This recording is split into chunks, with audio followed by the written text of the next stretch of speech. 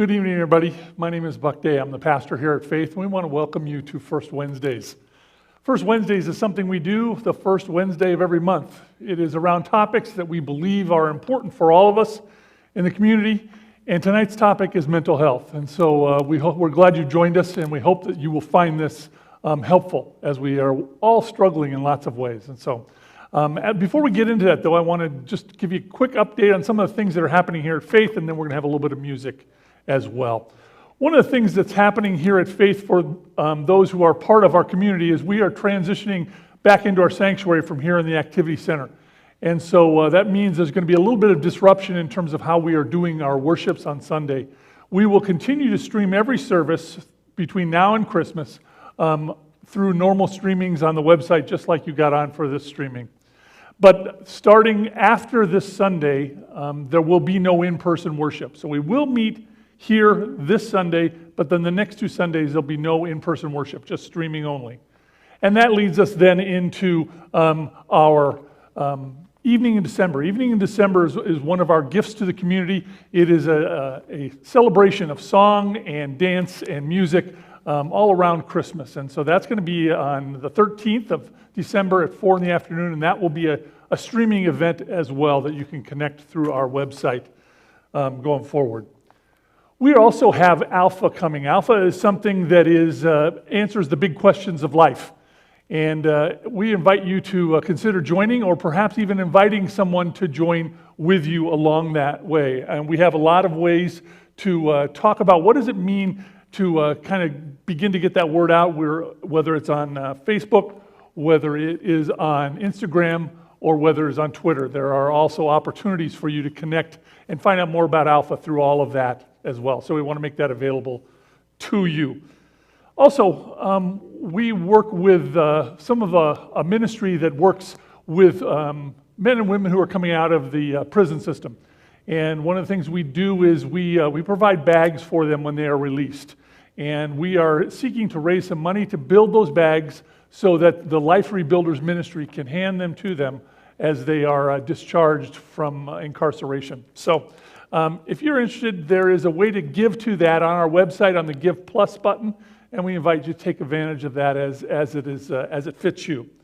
And then one last thing we want to let you know about is Christmas Eve. Christmas Eve is the 24th of December. Our streaming service, as well as in-person service, will be at 4 o'clock on Christmas Eve. And so we hope to invite you to be a part of it. Come and let's celebrate the Christmas season together. Well, we're glad you're all here. Let me open us with a word of prayer, and then we'll have a song from David.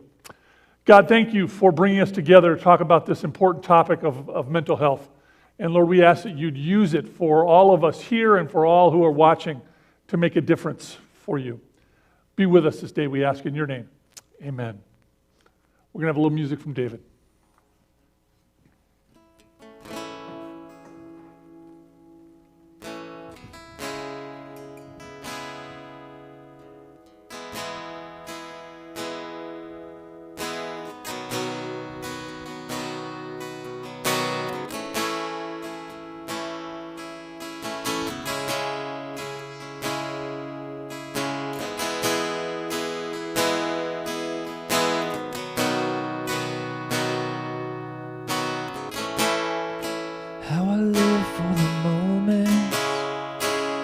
Still in your presence, and all the noise dies down.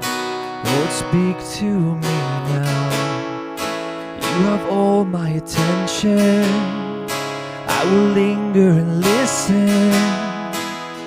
Can't miss a thing. 'Cause Lord, I know my heart wants more of you. My heart wants something new, so I surrender all I want is to live within your love, be undone by who you are. My desire is to know you deeper, Lord. I will open up again, throw my fears into the wind. I am desperate for a touch of heaven. Oh,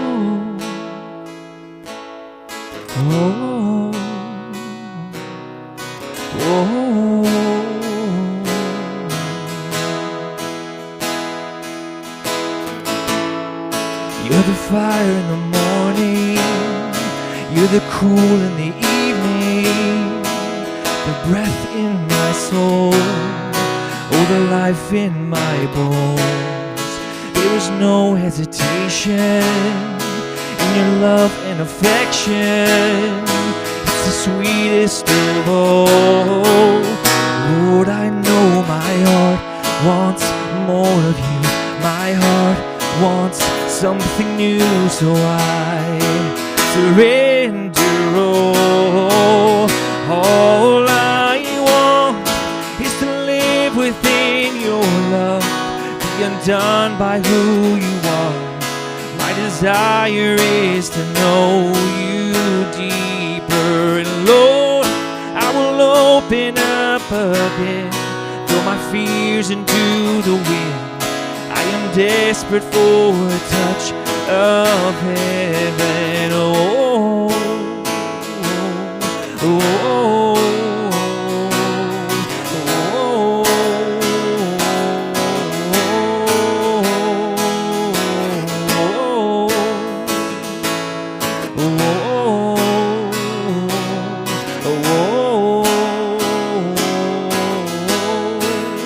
open up my heart to you. I open up my heart to you now, to do what only you can.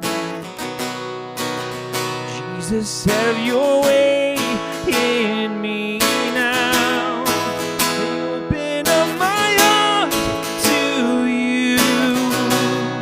I open up my heart to you now, to do what only you can. Jesus, have your way in me now. 'Cause all I want is to live within your love, be undone by who you are. My desire is to know you deeper, and Lord, I will open up again, throw my fears into the wind. I am desperate for a touch of heaven. Oh, oh, oh.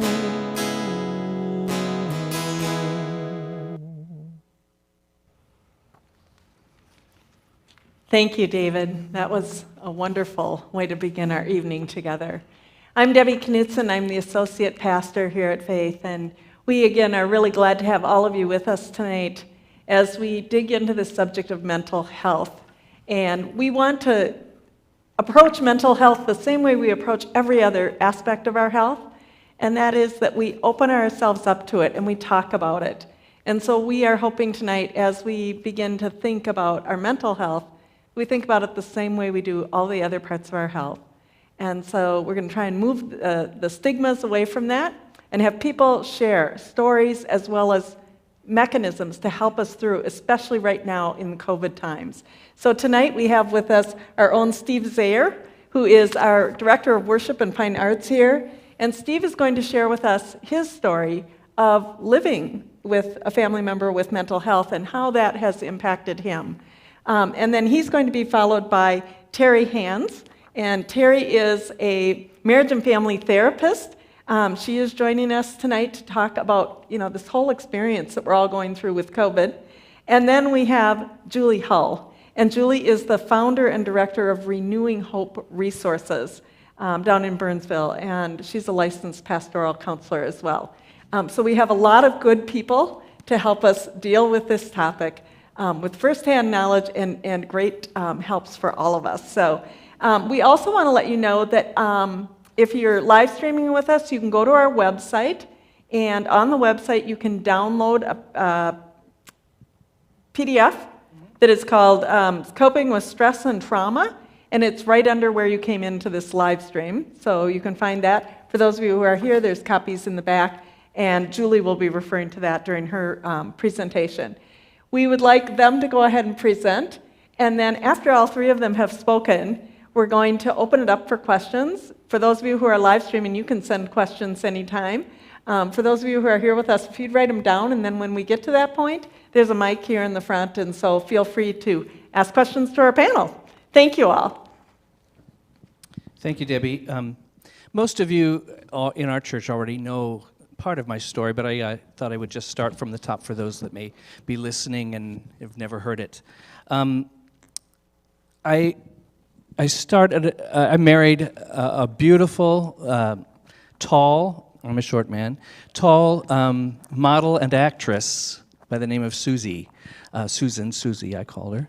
And she was just a vibrant person. She's passed away, but I'm really talking about our life together. We met in a church that was fairly anti-establishment. You know, it was the 70s. And there were a lot of people in this church that were either performing artists or artists of some kind, musicians, magician. We even had a Christian bounty hunter. But we all found some commonality just in our personalities and the way we even approached church. And she and I met, and we both performed, and so we began performing together, and just eventually we fell in love and got married. And the first 7 years of our marriage was just a whole lot of fun. Susie was just an incredibly vibrant person. She was an actress in the South Florida area, but she also played on a couple episodes of Miami Vice, if you heard of that show back in the 80s, and a lot of television commercials, and she was a dancer and a mime. She was just really a vibrant person. And she and I just had a great deal of fun for the first 7 years. After that time, we had 2 children. Heather was born in 1987 and Kate in 1989. And it was really after our second child that Susie began to show really great signs of some depression and some mental health issues. She had been diagnosed with OCD before that to some degree. If you all know what OCD is, it's obsessive compulsive disorder. And it dealt with germs, kind of like Howie Mandel, if you've seen him on TV. And she was able to pretty much face her fears. She even took on a job cleaning houses to just face the fear and to try to get over it, and had some degree of success, which was really wonderful. And I thought, oh, this is cool. We can deal with this. This is not a big deal. But after Caitlin was born, she began to show some real signs of depression, and it wasn't just postpartum depression. It went on and deeper, and we just didn't know what to do with it. We had never seen a psychiatrist or therapist or anything, so we knew nothing about any of that. And in the 80s, there was a real stigma with it. And since I was in church as on staff, there was even a greater stigma, it felt like. And so we were hesitant to go see a therapist, but we actually ended up going to see a psychiatrist. And she was diagnosed initially with Tourette's syndrome, which, if you know that's where you have a tic, and there's usually some kind of verbal or noise that you make at the same time. But it was so mild in her case. I know she had a tic, but I didn't think anything of it. But that's what he honed in on first. But he said, yes, but under that umbrella, she's also dealing with the OCD and with depression. And here's what I think you should do. And he prescribed Prozac, which at that time was the only mental health pill that I knew about.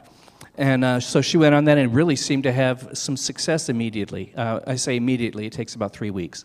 But she started getting a little bit better. But then it took a tumble, and she got even more severely depressed. And he suggested that we put her into a hospital where they could manage her medications more intensely, and she could actually get into some group therapy and that type of thing.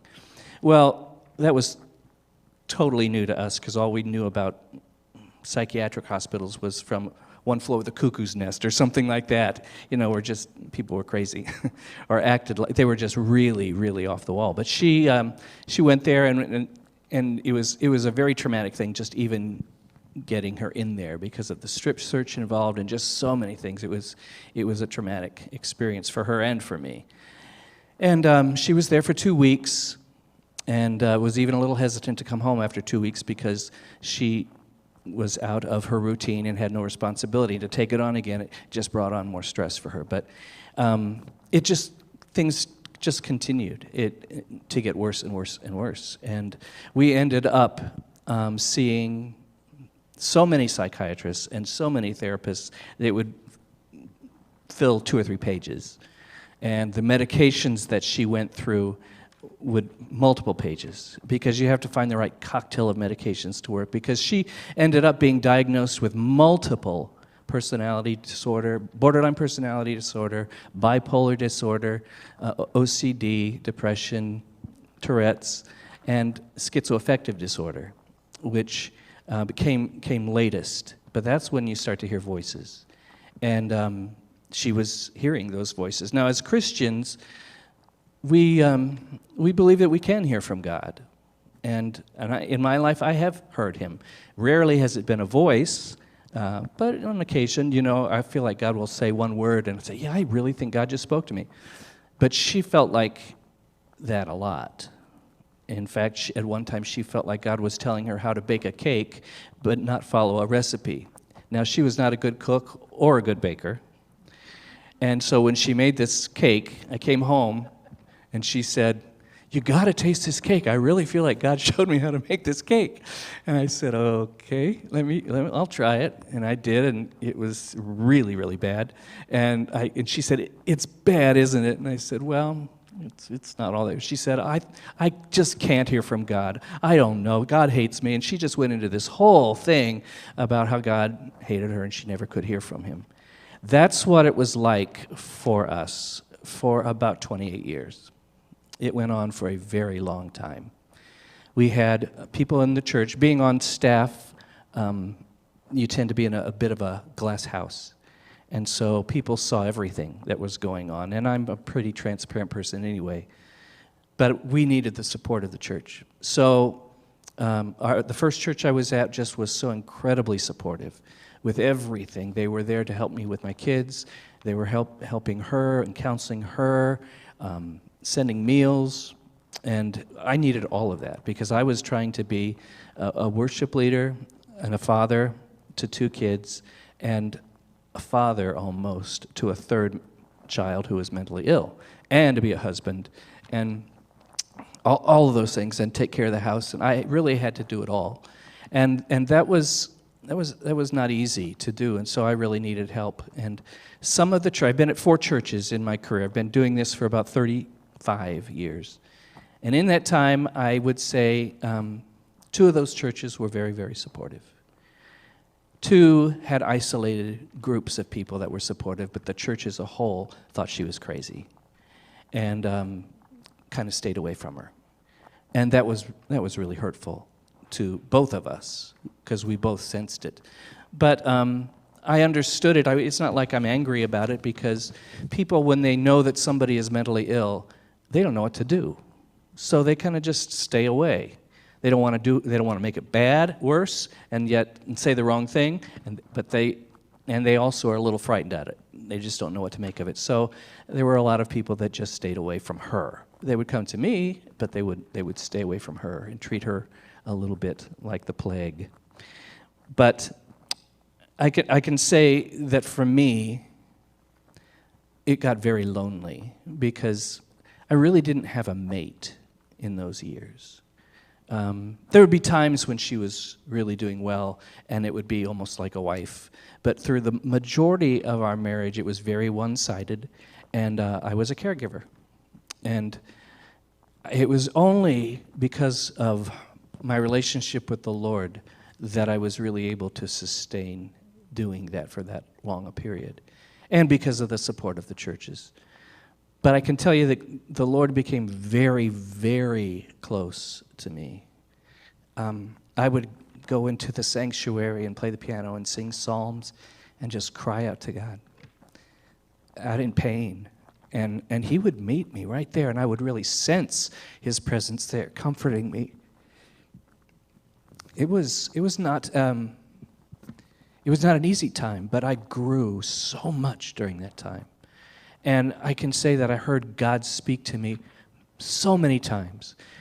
Yes, in those quiet times with him, but also through people, or as I would read the word, I'd hear one little section, God encouraging me in that way, or even in dreams. I had so much encouragement in my dreams and direction, and it answered prayer. And I had people giving us money, and it was just an outpouring of love in so many ways. God was just incredibly faithful to me and to Susie. Susie couldn't feel that. She felt like God was completely away from her. And I can tell you, just as a man, I am not a good enough man to love her the way she needed to be loved. But God gave me everything I needed to love her. He gave me eyes to see how He meant her to be without the illness, and then to just continue and continue to pour love into her. And I said, just if you don't feel like God loves you, look at me, because I'm here, and I love you. And I love you with a love that only God can have, because I'm just not good enough. And she would be encouraged by that sometimes, but then it would just fade away like most things. And I had to keep some notes because I knew I'd get off track. But I tried all kinds of things. We were desperate. She went through so many homeopathic things. We thought it was demons for a while, so we had her prayed to be exorcised. I mean, because when you're hearing voices, you just don't really know what that is about. So we fasted, and I was a very skinny guy. And, I mean, I weighed 120 pounds. But I fasted for 4 days, no food. And I was starving, I can tell you. But I prayed, God, I need you so bad. And I'll have to be honest with you. At the end of the 4 days, I didn't feel any closer to God. I didn't feel like He was answering anything. But I felt like I was proving to Him how desperate and how I was crying. I was ready to do whatever I needed to do. And he does meet me. I can just say through that 28 years or whatever it was close to that, He was just there for me. God was faithful. And I have to push that more than anything else, because if you have someone that is in your family that is struggling with mental illness, it takes a tremendous amount of patience and love beyond what you're probably capable of. But you are capable of it as a conduit of the Holy Spirit, because He will, if you cry out to Him, He will absolutely give you everything you need to love the people in your life that He's placed in your life. And I knew beyond a shadow of a doubt that I was supposed to have married Susie, because that was one time when I did hear His voice very clearly, because I was afraid to marry her. She was 4 inches taller and 4 years older, and that just didn't fit my my list. But I knew that she was for me, that we were meant to be together. And so I knew beyond a shadow of a doubt that God had called me to, if nothing else, to love her and be her husband. In the 28 years, she attempted suicide 5 times. One of those times, my daughter, at 12 years old, found her. She was in the bathtub with a knife, ready to cut her wrists, and she had cried out for Heather, and she came running, saw her, talked her out of it, talked her down, got her out of the tub, dried her off, and got her in her lap, stroking her hair. That is what my daughters had to face. They had to be a mother, a parent to their mother, which was not an easy thing. But God gave them everything they needed. And he gave me, I'm not going to go into it, but He gave me a dream about my kids, because I was extremely frightened about how they were going to develop and what trauma they were going to face as adults having to deal with it. And yes, they do have to face some of those things. And yes, they are seeking therapy because of some of those traumas. And I have sought therapy over it. But they're incredibly wonderful young women. And I'm very proud of them. And God has really protected them from what could have been.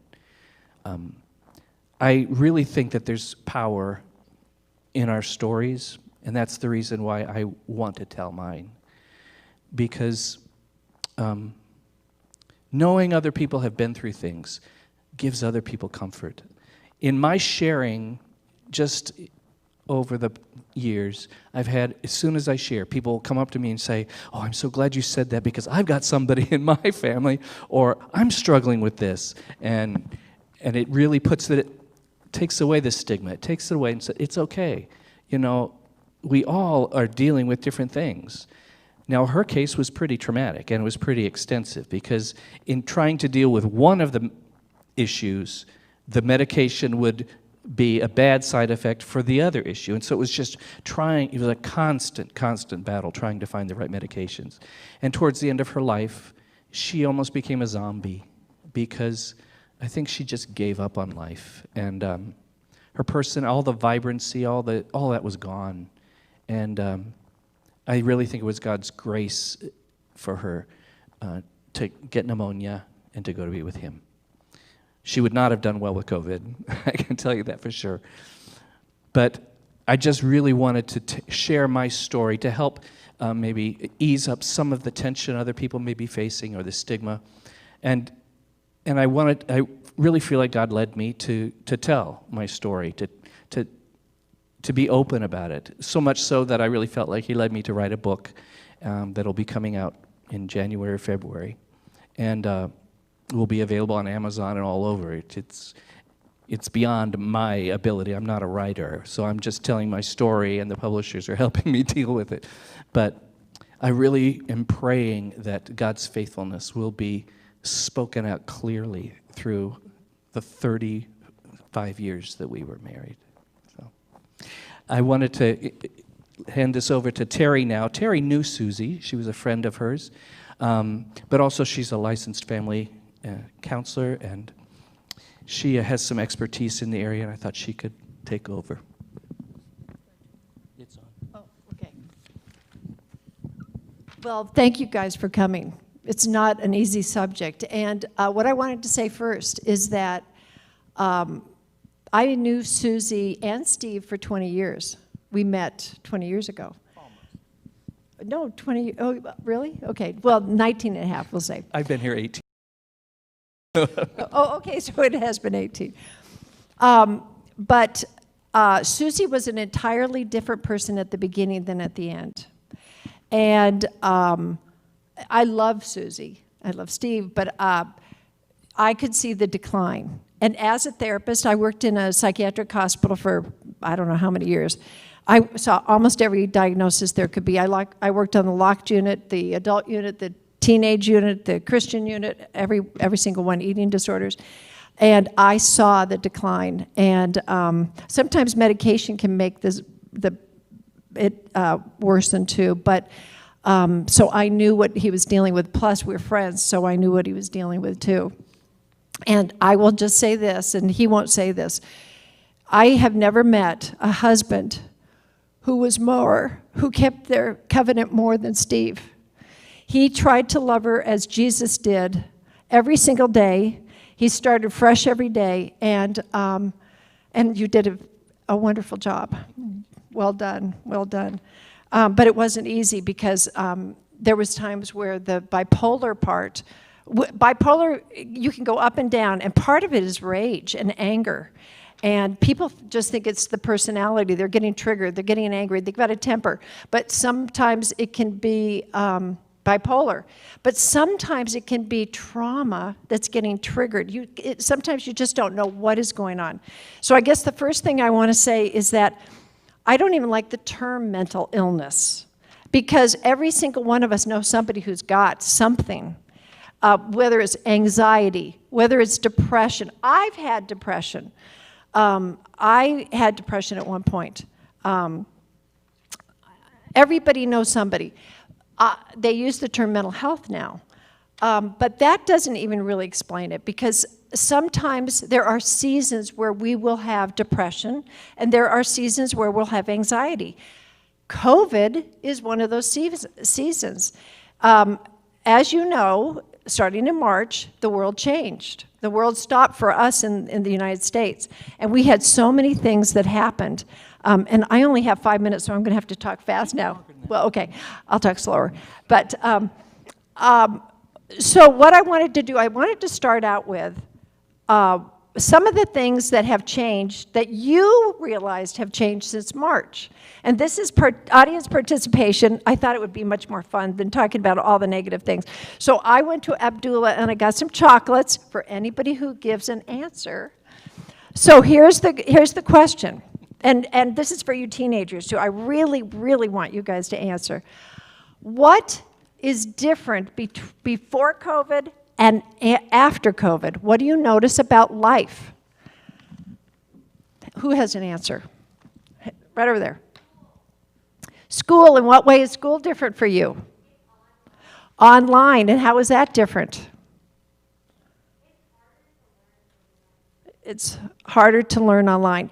And the isolation, you're going to hear that word over and over. Isolation, we were not meant to be isolated. They use isolation for punishment for people. Isolation is one of the worst things that we human beings can have. God created us to be in relationship with each other.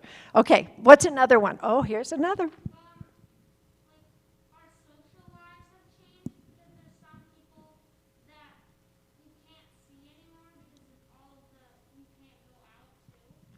I have to repeat that.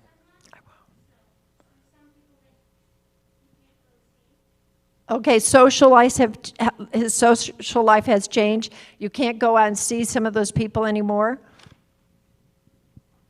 Very good. That's very painful not to see the people that you love, and they want to see you too.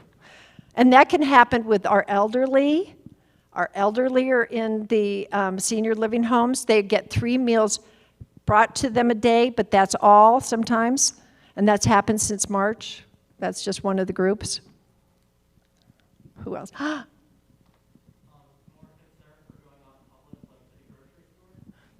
Okay. Concerned about going to the grocery store, Home Depot, anywhere we are allowed to go, because we could hurt somebody else or we could get it ourselves.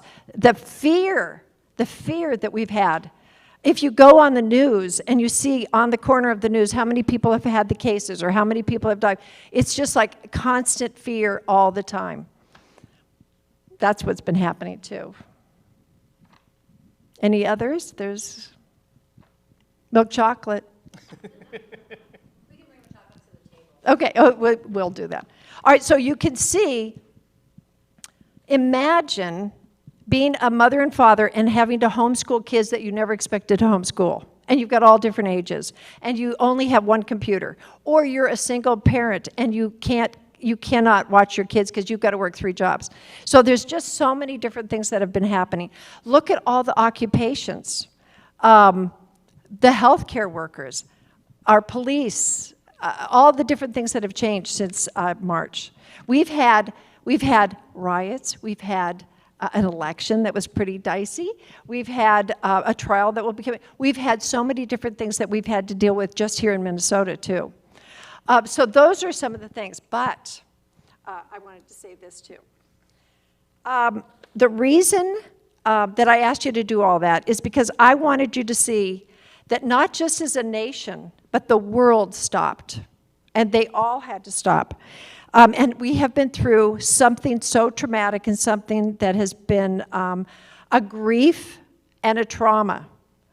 And the whole world experienced it, like not something like before in Noah's days.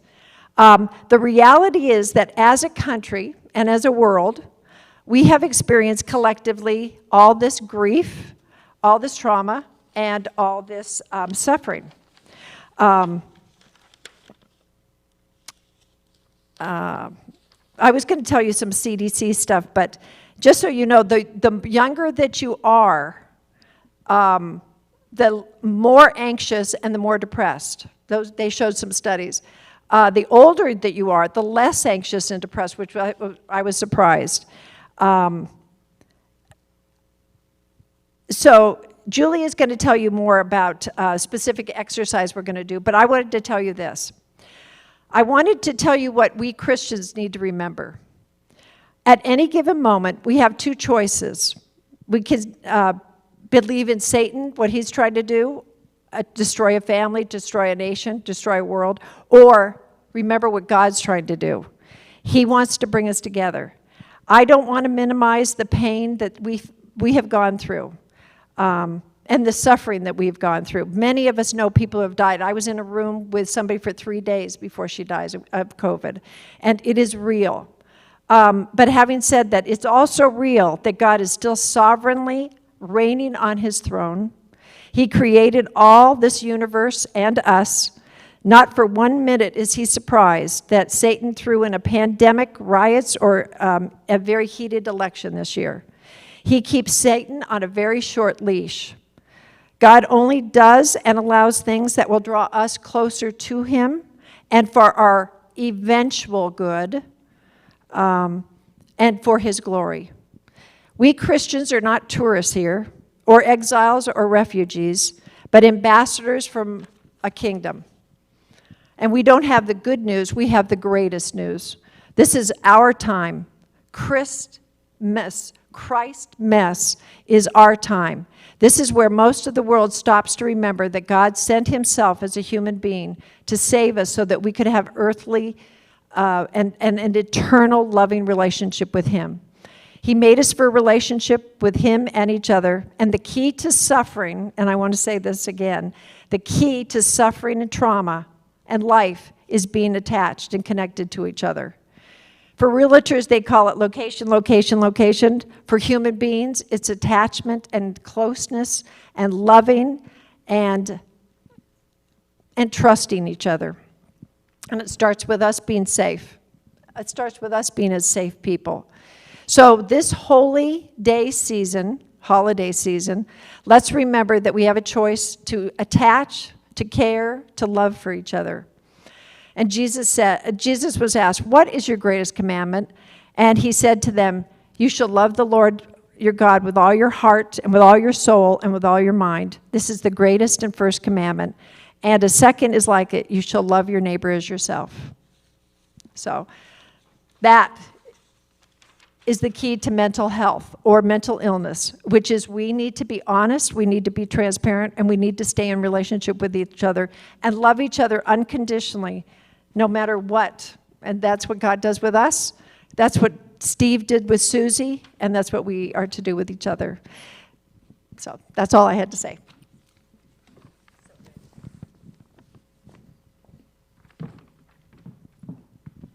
All right.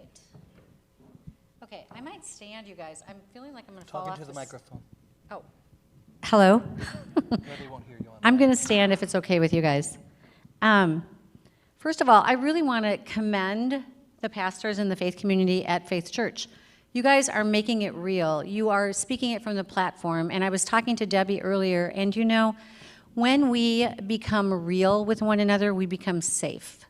So when I can be real with you and you are, you know, coming out of a service or you're seeing me in the grocery store and you say, how are you doing? And if I can be real and say, you know what, I'm not doing so good today. I'm feeling really overwhelmed today. I'm feeling really anxious today. I mean, just having the ability to say that, what that does is it makes me a safe person, and it also makes it safe for you to say, wow, you know what? Me neither. I'm not doing that great either. Do we want to support one another? So really what we're doing is we're normalizing the conversation. So again, I thank you, because coming from the platform, it starts with the people in the church that are sending out the message. It's okay, because you know what? On Sunday morning, well, in previous Sunday mornings, we are sitting by people in the pews that are suffering. And, you know, when I grew up, we went to church to show everyone how well we were doing. We got all dressed up, and we wanted to make sure everyone knew that we were this intact, shiny, happy family. And what the body really is for us to come and say, we need each other, we need to be real, and we need to get ministered to one another. So having said that, I'm going to talk about something I call protective factors.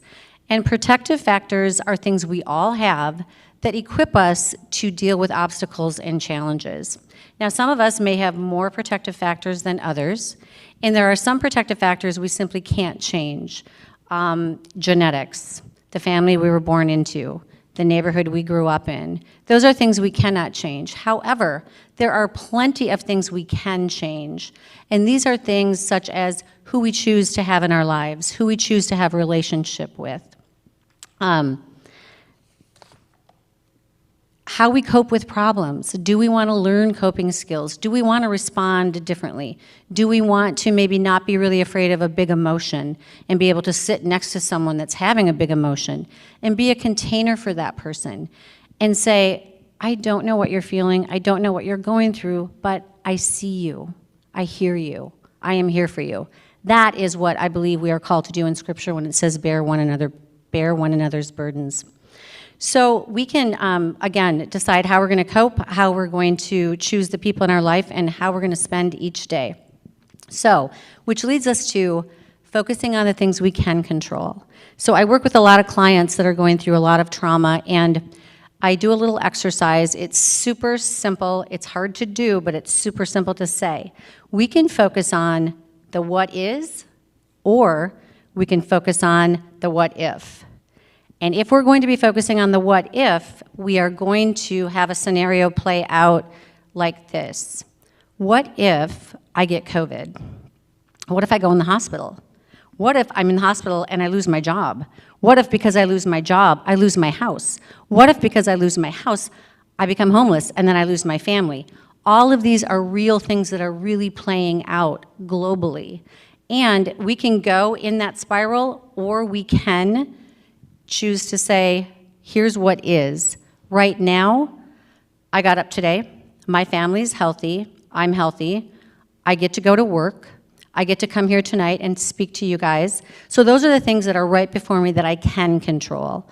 I can't control how some people are responding to the stay-at-home, the social distancing. Many people are not complying with that.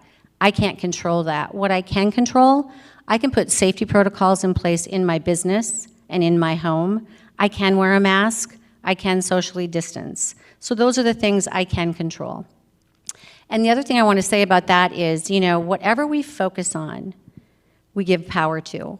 So we can focus on fear, or we can focus on hope. And it turns out it works the exact same way. So if I'm going to give all my power to fear, I am going to be fearful. I am going to have anxiety. I am going to forget that I have coping skills. I am going to get lost in a spiral. If I focus my thinking on hope, and this is realistic hope, this is not pie in the sky, everything's going to be fine, don't let them see you sweat. This is actually, I believe what I brought with me to the pandemic was my core beliefs. What do I stand for? What are my values?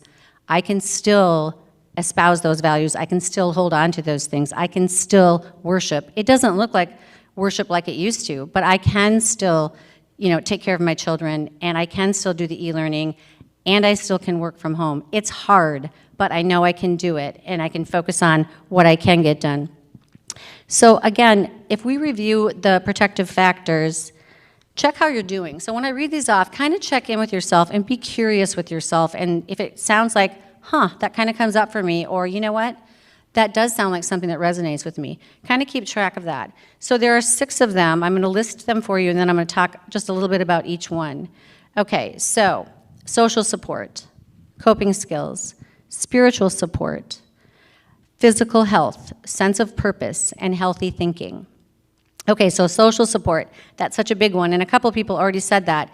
Social support is the ability to talk about our problems, the ability to talk to someone, again, normalizing the conversation. This is really hard. I've never been through this before. Man, I'm having a tough day. So talking about it. And then also support is people to ask for practical help. It's hard to ask for help, and you know what? Ask for a need to be met. Do you need a ride for your child to go to an activity, which we're not doing very many activities either, but do you need a babysitter? Do you need someone to pick something up for you at the store? Please ask for help, reach out. And then the feelings of love, intimacy, or friendship. So that's our deep relationships, and that's where we go to feel like we matter, and that's where we go to say, I need a hug, I am not doing okay. So that's the social support piece. And then the coping skills. So these are different, again, for everyone too, but these are the ability to manage uncomfortable emotions in a healthy way. We all have them. We are all just doing the best we can with what we have, but we are more irritable, we are more socially distanced, we are missing people, we are living in a state of, and it's been chronic for all these months, of uncertainty. And living in a state of uncertainty is hard. And if we didn't have anxiety before, most of us have anxiety at some level now because of everything that's been changed. Our entire world shifted within a matter of a week, and everything changed. And some of us, like I, believed that, this is just for a little while and it's all gonna go back to normal. Well, I was in a phase called denial, I believe, because we know now that did not happen. So again, that's ability to manage, and then also awareness of your own emotions. So recognize, when I yelled at my kid, like I had to go back to him and say, buddy, I am so sorry. That was such a big emotion for like such a minor thing. Please forgive me. It's really doing those things because we are all on edge. And then the spiritual support. This is huge, and this is where it all starts and where it all ends. This is what we believe about God, how we know that He is for us and not against us. I've been through so much trauma in my life, and I will tell you, He is faithful. I didn't see Him, I didn't feel Him. I thought for sure He had taken off and left me, and He never did. He is so faithful and so sovereign, and He's faithful in this situation. And He knows His timing is perfect, and He knows all of our needs, and He knows when this will end. He truly does. So the ability to practice gratitude, and then a meaningful involvement in your faith community, and however that looks for you. If you want to watch the message on Sunday morning and that's really the best for you and your family, and that's where you're getting fed, that's awesome. If you are able to go to church, go to church. If you are doing a virtual Bible study, there have been so many creative ways. I've just been so encouraged by my own faith community, how we are still reaching out, how we're still ministering to each other, how we're still saying, we need each other. We need each other more now than ever. And then also our physical health, and this is pretty straightforward, This is adequate exercise or physical activity. This is taking a walk outside. This is taking deep breaths, doing a breathing exercise, giving yourself a timeout, taking a nap. There is no nap shaming right now. That's just what we need to do. And then a balanced and healthy diet, and I say that most of the time because I don't have a balanced diet all the time, but for the most part, be healthy, treat your body well. And then taking medications as prescribed, that's another really big one. So remembering to do that, being your best self, taking care of yourself.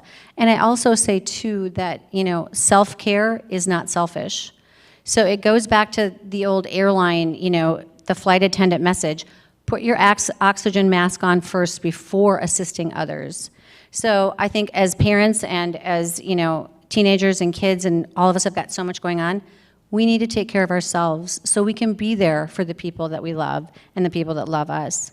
And then sense of purpose. This is meaningful involvement in your work, in your education, other roles, understanding and living in accordance with your values. Maybe this has been a good time, to say a lot of people have had some post-traumatic growth as a result of the pandemic. They have maybe, had to rethink the way they looked at something. They've maybe reestablished a broken relationship. They have maybe, got a new point of view on something or broadened their friend circle. There's a lot of good, so I'd like us also to remember that there is good that is coming of this. And so we also need to focus on that. And then the last one is the tricky one too. It's healthy thinking. So, this is not ruminating on our mistakes and our flaws and our problems. We all have them. Every single one of us, we always will have them. And the blessing in that is we have a Savior that has experienced everything that we have ever experienced, and He is there for us, and He understands us, and He wants to offer us His peace. And then the ability to consider personal strengths and weaknesses rationally. There's something in psychology called all or nothing thinking. And it happens to everyone, it happens to me, and it's sometimes we can get so focused on the one thing that person said to us that that's what we focus on, and we forget all the other good things about that person. Or we focus on that one dumb thing we said instead of focusing on the fact that we really love that person and we're not a bad person, but yeah, we say dumb things. But we can get so focused on that. And again, it's what we focus on, we give power to. So I would like for all of us just to, give ourselves grace and to realize that at the close of 2020, probably the most crazy, hard year that any of us have ever experienced. And we're all in this together. We're not experiencing it the same way, but we are all in it together. And like Terry said, and like Steve said, you know what? We serve a God that is just amazing, and he's got this all figured out already. So we don't have to figure it all out. I hope that was helpful. I hope we'll have some good discussion when we go into the other room. Okay, that's what I got. Any questions? Debbie, do you want to do questions? Yes. Okay. So what we'd like to do is just open the floor for questions. And so if anyone here has anything that you'd like to ask these three, feel free to come up to the mic and do that. And for those of you who are online streaming with us, feel free to just submit your questions. And we've got someone here monitoring, and so we'd love to bring questions to you guys. Does anybody have anything to start with? I'm going to ask one quick question. Steve, what's the title of your book? It's called In Sickness and in Health. Okay, and you don't have a published date yet, or? No, I spoke with a publisher yesterday. We're in the design and marketing stage right now. So I'm expecting it to be out probably in January sometime. Okay, thank you. Other questions? Anybody?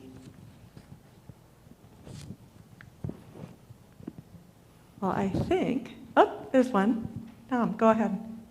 So in your guys' experience, what is the best way to help somebody who either is scared to get help or does not want help? Did you hear that? Okay. So, do you want to repeat the question? Well, for I'll people who repeat didn't? the question. Thank you.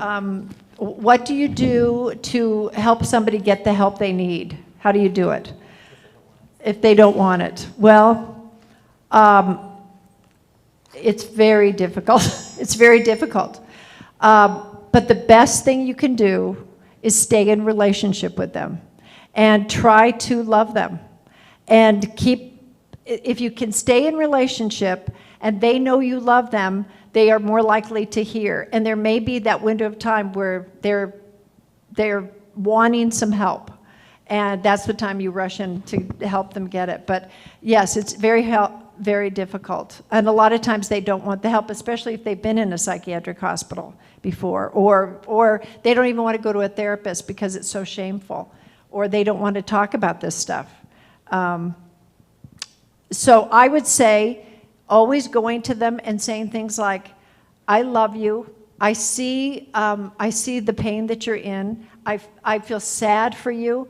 I think you could have a better life. You could feel better. I'll go with you. And then I just would pray too.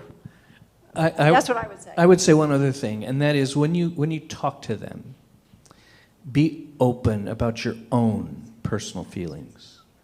Maybe you're feeling depressed on certain days, and so, or whatever, and anything that you can share of yourself is going to let them open it up a little bit more. And then they'll begin to open up with you more. But if you come to them like, I can help you, I'm this, and you're coming off like, I don't have any problems, but I'll be there for you, it doesn't come off very good. But if you're coming to them like, I really know what you're feeling like, because I go through that same thing, and I want to be there for you, like I hope you'll be there for me, that kind of thing. You're putting them on the same level as you, and they're much more likely to open up to you. So I want to add, too, to both of that, right on what you said, too, Steve, is, here's what I've learned, that broken speaks to broken. So, just being honest and being real and saying, even if it's not your story, if it's not your situation, if you know someone that maybe has been through something similar, if that would be a connection for that person, like, hey, my buddy had kind of a similar situation, and here's, kind of how he walked through it. Would you like to talk to him? Can I, connect you guys? That type of thing. But again, the resonating feeling is, I'm coming alongside you. I'm sitting right next to you. I'm going to get in the well with you. It's dark down here, and it's scary, but I'm not going to stand up above on the well and bit a rope down to you. We're going to sit in this together. Just kind of a side-by-side ministry of presence. Can you guys also give some insight as to how do people go about finding resources if they're looking for someone to help, if they've come alongside somebody and they're wondering, where do I go for the resource? How do I help them find help? Because they're feeling hopeless and they don't know how to navigate it. How do I help them? That's a really good question. So, depending on what the situation is, there are so many resources, and right now especially, there's recovery groups meeting online, there's addiction groups meeting online, church, clergy, and if you're not the person in the church that has the equipping in your mind to come alongside, find someone that does. So basically, when, we come upon someone and they say, I'm really struggling and I don't know where to go for help, it's really knowing who to refer them to that can find the help for them depending on what their story is. But again, assuring them that, what, this is something that I want to help you with, and I don't know the answer, but let me find out. Never be afraid to say, I don't know, but let me find out. And then, it's, I do a lot of, I've got like different groups, different hotlines that I refer to. It's just a whole resource directory. And so if that's something that your church is interested in, I could help you with that too. And it kind of just points people to a starting point. And and unfortunately, sometimes when people get, connected with a therapist, if you don't have a therapeutic connection right away the first couple times, find another therapist. I really always encourage that, because that you really need to feel like that person is hearing what you need. So asking questions. Does that help? Absolutely, thank you. I would say that if anybody wants to get some help, talk to Pastor Buck or Steve or you, and we will give you some names too of specific things if you need. There is something for every single type of issue that's out there for today. So, and really good resources. I got a question for Steve. You said 2 of the churches that you worked out were very supportive and 2 were not. Which one were we? What are the key differences in the churches that were supportive, and what does that look like? He asked, Blake asked him, of the 4 churches that I've been at, I said that 2 were supportive and 2 were not. Not necessarily defining where faith fits into that, but what does it look like? And I can say faith has been one of those that has been very supportive. Susie was not involved here very much, and so frankly the opportunity to be supportive of her and to deal with her one-on-one was a little bit less for most of the people here, except for some of the people that were involved in the theater, because she was involved in that. But I would say embrace the people that were really supportive. Were not frightened in any way by her mental illness, and they were not. They were all. I have to say, they were always really supportive of me, because I was up front. All 4 churches were, to pretty much every degree. They were supportive of me emotionally. But there were 2 churches that were really hands-on. I'll take your wife out to lunch. I'll be with her. I'll be her friend. I'll come over and I'll clean your house for you. I will, when it was rough raising 2 small girls and trying to be the breadwinner. I had 5 jobs at one time, 5 sources of income at one time while I was raising the girls, taking care of Susie and the house. It was, my hands were full. And so when people came in with really helping with, practical things, it was a tremendous help. But emotionally, there was one church that I was at that I just didn't have much of even a connection. It was a much larger church. And I didn't really have much of a connection with the congregation as much as I did like the music ministry, and those people loved Susie, even though again they kind of stayed away from her because they just didn't know what to do. And being a friend to her, the people that were a friend to her and not afraid to just treat her normally, they were the most supportive. I had a neighbor too this is interesting, that she never tried to fix Susie. I don't even know that she was a believer. But she was always a friend to Susie. She would come over and help her trim her bushes or help her garden, or she'd take the kids. She never tried in any way to fix her. And that was a huge support to her, which wasn't even one of the churches. But it's kind of like our Stephen ministers will say, don't go in and try to give advice, just be there and listen and be a friend. And those people were the most supportive. From the internet, one of the statements around health services is that check with your health insurance, because many health insurances also include mental health services and references that you can also use if you're looking for resources. So that came in from the internet. They do now. Yeah. I'll have to say, though, they didn't at one point. At one point, I was on insurance, and it did not cover psychiatric help, hospital visit, and that our church, this one church, they took an offering so that she could go to get out of the county hospital, which was a little bit more like One Flew Over the Cuckoo's Nest, and she was able to get in a private hospital. She had a full round of ECT, which is electric shock.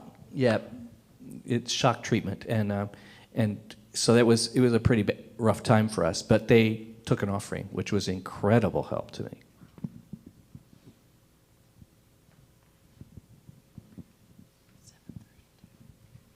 It's 7:30. It's a little. I don't know if what you want to do, but it's getting kind of long.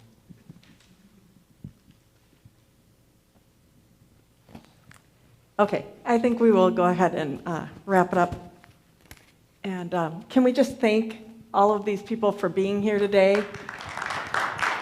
Thank you so much. And I'd like to just close us with a prayer tonight. God, thank you so much that you love us through every circumstance. Thank you for bringing people here tonight to tell us that you are always with us. And Lord, we thank you for the resources that you give us. You provide for us in every situation. Lord, help us to look to you and find you, for you are always the faithful one. In Jesus' name we pray. Amen. Thank you all. Thank you. And for those of you who are here, I think we've got a little bit of talk time that we can go do out around